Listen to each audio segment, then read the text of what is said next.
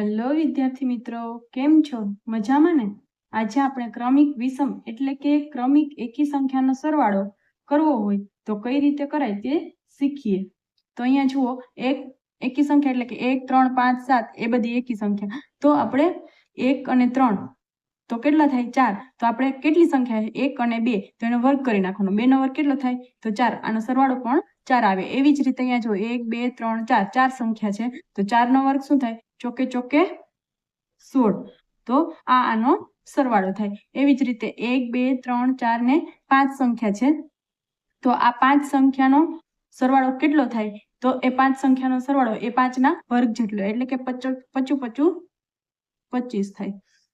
અહીંયા 1 2 3 4 5 અને 6 સંખ્યા છે, તો 6 નો વર્ગ કેટલો થાય? 36. તો આનો સરવાળો 36 થાય. અહીંયા નીચે 1 2 3 4 5 6 7 આ 7 સંખ્યા છે, તો 7 નો વર્ગ કેટલો થાય? 7 7 49.